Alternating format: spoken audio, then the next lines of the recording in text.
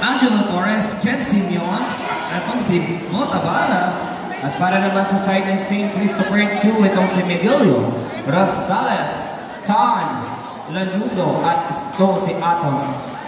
Match na match itong laban na itong SKD kasi way back the elimination sweep, we did see how BB Magdiwang dominated lahat ng malalakas na kalaban nila hanggang ngayon sa finals, samantalang itong Christopher 2 nga naman. Mahirap yung naging journey nila patungo sa finals. At ito na nga, napatika na. Makakuna na itong si Torres, bibigay kay Patrick. Using the board, he gets the basket. May kasama pang foul. What an emphatic performance. 7 seconds having gone by. Nakakuha agad ng 3-point play opportunity. Itong Magdiwang.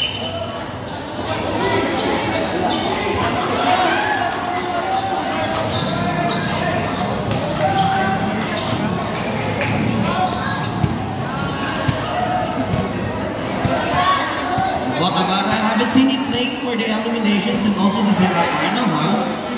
Pero ang gandang magic bullet nito para kay Coach Patrick.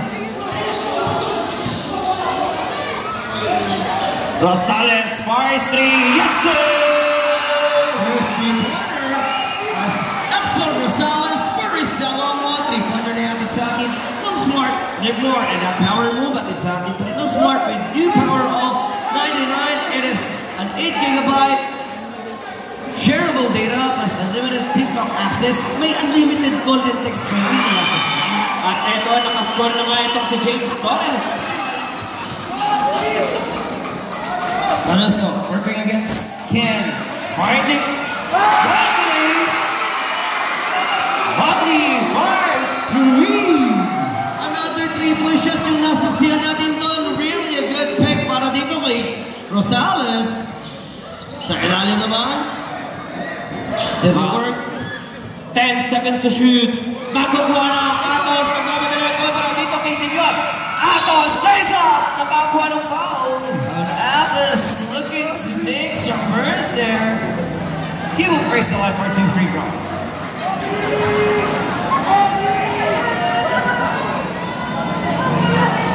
Boss, paano yan? I just said that SK talagang match yung nakikita nating laban dito. When it comes to height naman, medyo lamang ang Magdiwang kasi nandyan yung mga malalaki nila eh. At syempre, hindi naman papahuli ang St. Christopher 2. Etong si Atos para sa free throw line. Second throw, wala. Makukuha naman rin. Hindi naman kung gano'ng kabilis. Etong si Atos. Kakson ang sumunod na. Patrick with the leather. Balik sa kanya, working against Huboy. He kicks it on the outside. Puts it up her.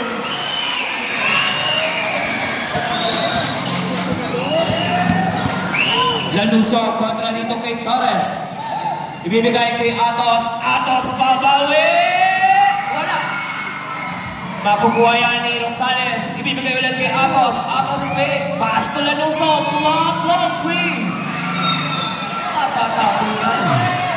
Well, mo, he really doesn't care about the time. Though, ang haba pa ng shot clock na yun para sa St. Christopher 2. And our officials claiming that there was a check on the yellow side. Magabalik po ang bola para sa SC2 with 17 seconds on the shot clock. Rosales sa gitna. Side step. Plays off. It's good. It's good. So yun sa mga tinitignan natin dito, yung depensa sa ilalim. Pagdating sa gitna, mukhang napubutasan. Itong Magdiwang dyan, ha? At itong si Chongo nakakuha ng foul.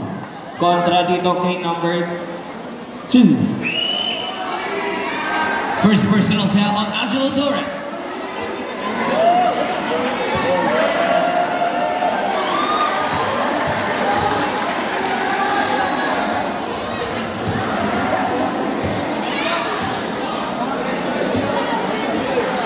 Second row. Well, SKD, isa pa rin yan sa mga tinitingnan natin. Those free throws are very vital. Wala na tayo sa LX. We are now on the finals. So every possession na meron sila, mapalibre ang possession niya. Or in the game, they have to secure and convert it into points. At etong si Rosales, kumukha na sa tres. Pero wala yan. Nakukuha na niya ni Torres. Pass to Torres. Lays off. It was James taking a connection to Angelo, with Angelo establishing a 1-point lead para sa Magdiwang. Itong si Atos, kontra dito kay James. Taraw doon, basa.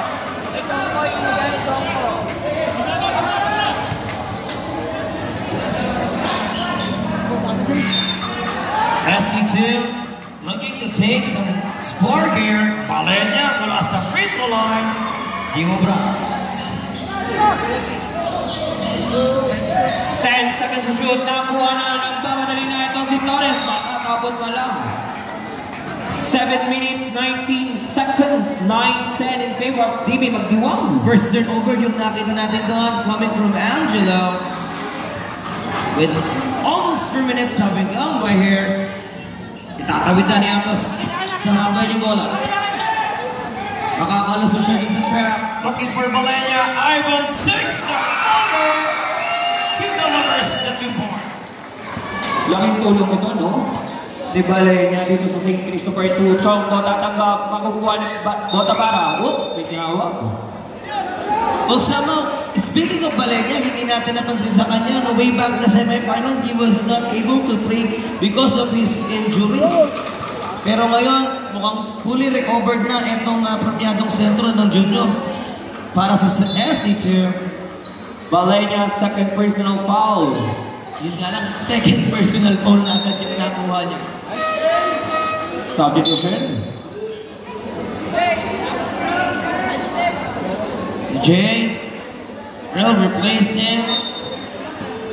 Deployed by Coach Limdo here. But still,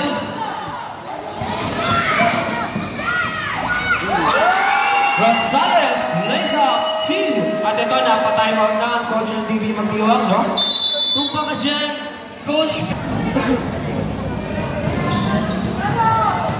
At ito naman si Ken Simeon ang tatanggap, magmamadali, tatanggap, bibigay kay Patrick, makukuha ni Bubo. Bubo'y may tangan. Bibigay kay Atos. Sa clock, 15, Atos, tatalikod, makukuha ni Notan, dun sa gitna, clock 2! Nakakuha ng foul. What a defensive move mula rito kay Ronnie Tan. Way back the semifinal, ibang klaseng performance yung ipinakita ng isang sentro dito ng St. Christopher 2. And once again, Ronnie will take a 2-point play opportunity doon sa free throw line.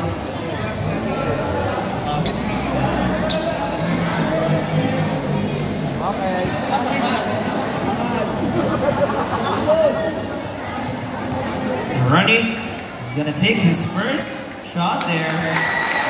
At sa unang free throw, basket na agad. He's got one more there.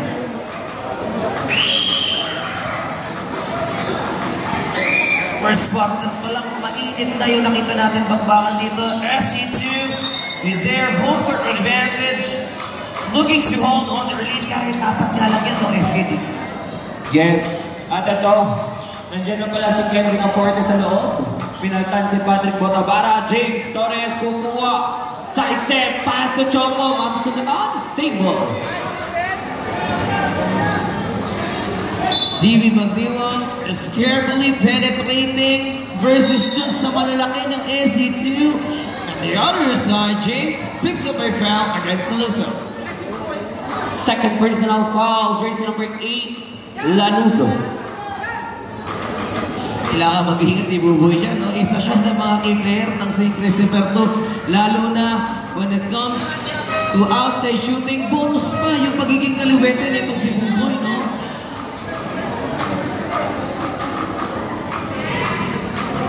So now, Trigger Boy has to be deployed by Coach Limdo. Kasama pa rin niya dyan. Etong si Atos, Kizan, Tan, at etong si Rosales. At para naman dito sa kabila, nandito pa din si Torres, yung dalawang Torres, Simeon, Choco, at itong si Ken, Rica Forte. Ayan, speaking of Ken, nakakuha ng rebound. Hula, wala. Ken wanna open up the Zelis. It is Atos on the attack. Geraldine finding Ronnie. And Sam secures the home back. Angat sa anim, kalamangan itong St. Christopher 2. Choco, pull up, Kessler. Ang bilis na transition yung nakita natin dito kay Patrick Chongo. He was able to deliver that underneath slash. Here comes Atos, working against Simeon. Tinatapikan siya. 15 to shoot. Nichols again. Axel loses that ladder. Ken all the way to the goal. Will face the line for 2 free throws. Foul jersey number 6. Ito, nakakuha ng first foul. Itong si Plaka, ha? Paolo. Shoutout para dito sa ating FP Live. Pepito, magandang gabi po sa inyo. Paolo Aguilar. Ipinasok na nga ni Coach Patrick. Looking to tie that game within 4 points.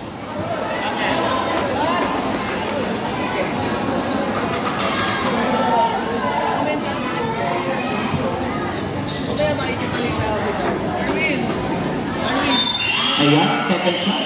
Basket, dunakbol.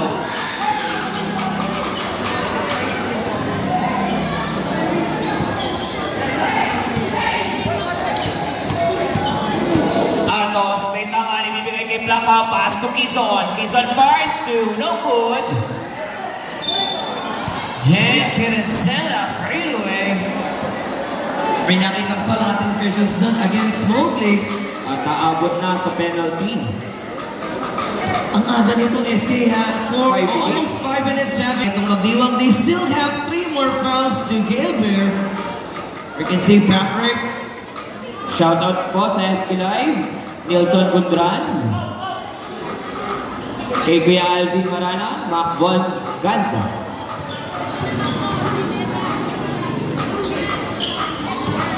Ayan, bonus shot. Basket na. Babasa isa. Ang kalamangan ng SC2. Here comes the trigger boy, finding Atos, looking for Mowgli. He puts up a long one. Couldn't get the bounce, scrolling for the rebound. Nabitawan niya with a foul. At itong si jersey number 12, Aguilar, ang naka-foul.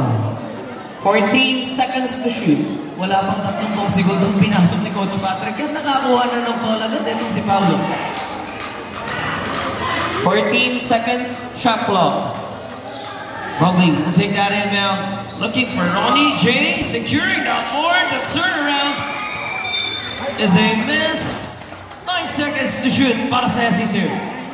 9 seconds to shoot. Etong si Quezon maglalabas. Ibibigay kay Atos. Atos force 3. Airball. Mauna si Aguilar. Pass to Simeon. Simeon, malilibre. Wala. Pansin natin, no, yung medyo mukhang nagmamadali itong si Ken on his layups there. Timeout! St. Christopher 2. Timeout then, Kentucky, no smart. The DB is now on the attack. Kasama pa rin natin sa sahig itong si Rica Porte. Torres, Simeon Chongo, at itong si Aguilar. Outro naman niya, may Rosales. Trigger boys, slip 9. 10 at Atos. Mowgli takes a free 2. Makikita natin yung bilis nito ni Mowgli, no? Yes, it was indeed a threat para dito sa DB Magdiwang kasi nga, sanay itong bata to sa takbungan.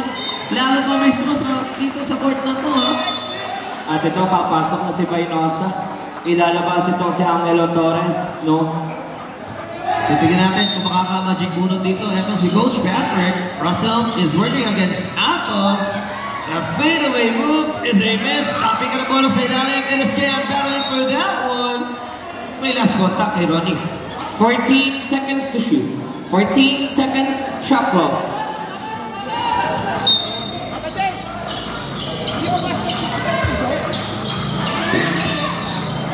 Reynosa takes the perimeter jump. Rio Obra, Ronnie once again in a panic board. Atos on the lane. Kontra kay Russell. Nakakalusot sa gitna. Fighting Jim Boy. Ayun na, inararo na yung kanan. Bahagi ng court. Aangat sa limang kalamangan itong SC2. Wala nang 4 na minuto itong nalalagay sa ating kalaan. Aguilar sa gitna. Ibibigay dun sa gilid. Chongo, Araro. Using the board. It's good. Patrick Chongo was also an offensive player. Ooh, look at that! Pagino, pero medyo bastos na block yun mula dito kay Patrick. Sayang, no? Makakadakaw play sana sila doon. Kaso itong si Patrick, masyadong alisto. Well, we all know that medyo may problema sa buhod ni Patrick, no? But he is giving everything he has on the floor. He really doesn't care what's gonna happen. Once again, Patrick Choco playing for the DB B1. Aguilar, pull up, nakakuha yan ng foul. Foul jersey number 20. Gaya nga nasabi ko, kanina early 7 minutes, nasa penalty situation na itong St. Christopher 2. Yun nga lang, ang naging problema ng DB Magdiwang kanina, they weren't able to secure those free throws na maibibigay sa kanila after those fouls. So tingnan natin kung makakahabol pa sa apat itong mga nila. Bonus shot, basket yan. Atos, may taman, ibibigay dito kay Jimboy. Jimboy, pass to Rosales. Doon sa Ville, wala, makukuha na ni Ken. Rico Porte, looking to take down another cross. They got a Patrick, kontratan. He is pushing around. Sablay yung finger roll na yun. Medyo weakness na. Here comes the trigger boy. It's fouled by Rico Porte. Substitution. Angat sa tatlo ang kalamangan ng SC2 22-19. Wala nang 3 minuto. Pinasok na ni Coach Patrick yan, yung isa sa tore niya, no? Etong si Docora. Here comes Mowgli, looking to take that score. Docora. 14 seconds to shoot. 14 seconds shot clock. He's not aware na patapat na siya dun sa headline. At ito, makukuha na ni Ken Simeon. Simeon nagpapadali, lays up 2. Sinigurado niya na. Yes, the last time na medyo nagmadali itong si Ken. Nag-mintes yung layup niya. Atos back with a crossover. Here comes the trigger boy. Out to Rosales. Free for the 3. Malakas. But Atos was able to recover now. Leonard Chan to shoot. Joshua on the move. Balik mo ng cake. Mowgli.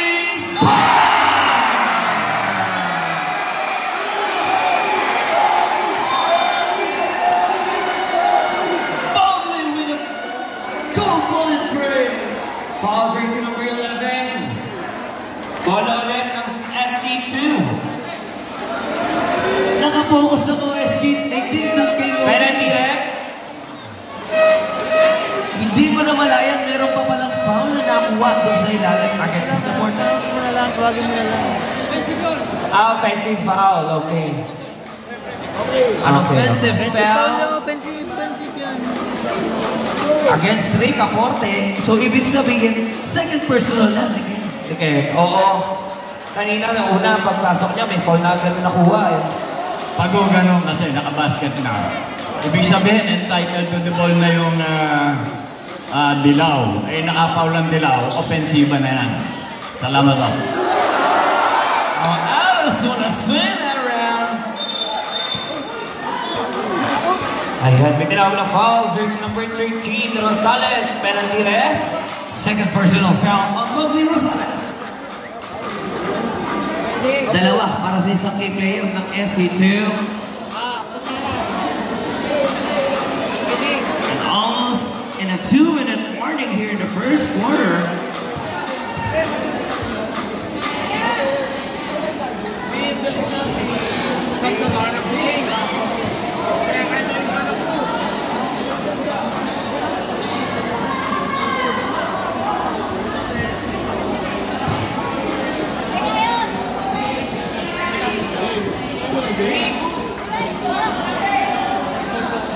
Last 2 minutes on the first quarter. SC2 looking to make an emphatic play once again. Jimboy puts it up on all third number keepers.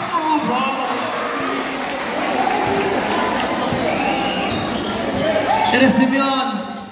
Babawe. Russell from deep. Doesn't work. At ito ng si Blanca magbababa, ibibigay kay Tan. Tan, sidestep, 2. Yes, sir!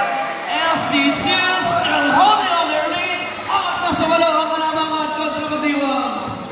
Eto na, susunod na. Makukuha yan. Blanca may tama, nagmamadali. Oops! Joshua is in trouble. Jump ball, single. 17 to shoot. Pero mananatili sa puti ang possession. At etong si Atos, pinalitan na ni Tulaga. Ayan na, ginigay na ni Jimboy sa kalaban. Single. Nagkalit naman si Russell, hindi niya na-establish yung dribble niya doon. But it's still a 23-second shot up for the guys in yellow. Russell will take that inbound. Hinahanap niya itong si Paolo, but he ran outside. Three-pointer is in this one again. At etong si Milonyo, mauna, kaysa pala, makukuha nino. Simeon ang kamadali. Simeon may tangan, pass to Aguilar. Napakagandang pass naman noon. 50 seconds on the time as Paolo Aguilar delivers the 2-point. And it's Tulaga working against Simeon. Balik kay Jimboy. Also brings to the hole. Putatangan lang inabot niya. Itong Tora. Jump ball, hindi Magdiwang, bola. Kanina sa St. Christopher to napunta yung jump ball ko. This time, sa possession naman na itong Magdiwang. At ito na, pinagta na din si Jimboy nito ni Maglinaw. 36.5 seconds. 29-23 in favor of SC2. Ken dribbling the ball. Simeon pull up. Mabanggay niya. Traveling violation. That was a clear traveling. Nagkaroon ng hesitations again. Doon sa penetration niya sa ilalim. Ang resulta, pagkakataon pa ng SC2 to take their final shot here. Tulagan. Wanna go last. Iiwan kay Liam.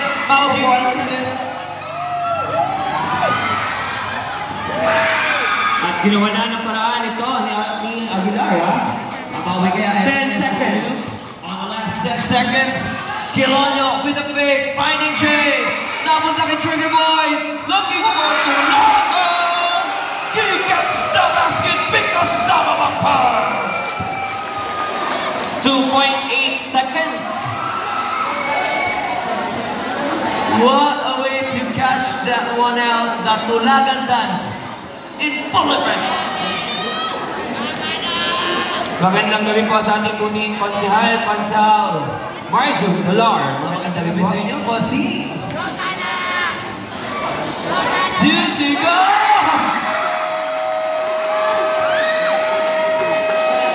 Jay was able to establish the shot to end his first quarter. At dahil dyan, makibalita muna tayo kay SK Torment.